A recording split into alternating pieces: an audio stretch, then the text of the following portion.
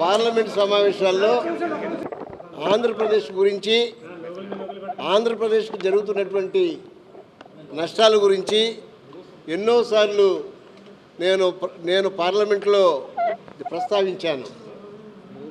ఈరోజు అనుకోకుండా మున్సిపల్ మన కార్పొరేషన్ బడ్జెట్ సమావేశం తెలిసింది. అందుకే పనిగట్టుకున్న నేను విశాఖపట్నానికి వచ్చాను.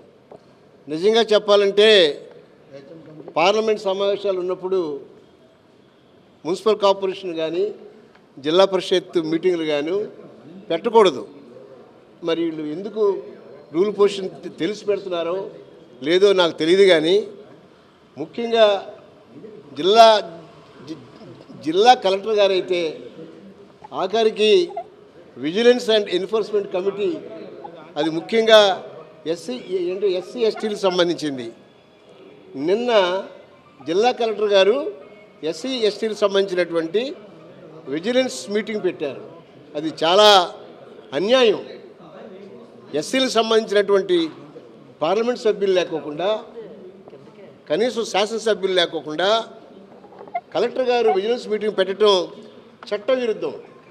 నేను ఇప్పుడు ఈ మీటింగ్లో వారిని ఇదే ప్రశ్న నేను వేస్తున్నాను. తప్పనిసరిగా ఆయన సమాధానం సరిగ్గా చెప్పకపోతే పార్లమెంట్లో నేను ఆయన మీద ప్రివిలేజ్ మోషన్ తీసుకొస్తాను. ప్రివిలేజ్ మోషన్ తీసుకొచ్చి ఆయన ఎందుకు ఈ రకంగా మరి తెలిసి చేస్తున్నాడా, తెలియక చేస్తున్నాడా అనే విషయాన్ని పార్లమెంటే తేల్చుకుంటుంది.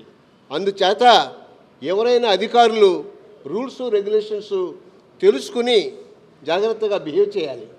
అదే రకంగా ఇంకొక చిన్న విషయం, బాబాసాహెబ్ అంబేద్కర్ విగ్రహం మన గాజువాకలో చెయ్యిలు కాళ్ళు ఇరిగిపోయాయి. దాన్ని రిపేర్ చేయమని చెప్పి నేను ఇప్పుడు ఇన్ఛార్జ్ కమిషనర్గా ఉన్నటువంటి జిల్లా కలెక్టర్ గారికి నేను రిక్వెస్ట్ చేస్తే ఆయన దాని మీద కౌన్సిల్ చూసుకుంటుందో నాకేం సంబంధం లేదని చెప్పారు.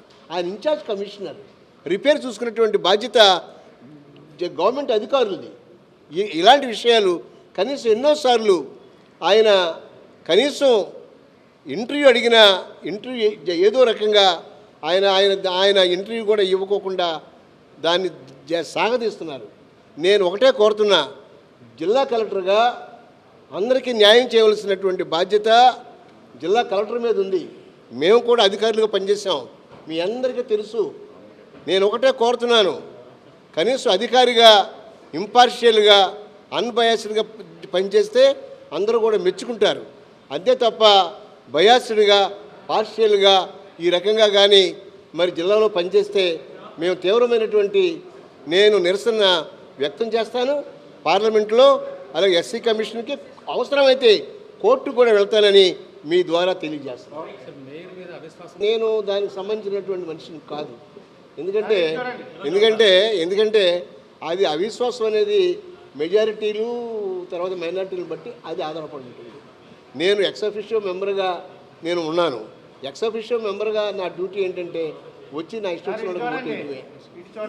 తర్వాత నాకు ఏ రకమైనటువంటి దాని మీద గురుతరమైనటువంటి బాధ్యత నాది కాదు.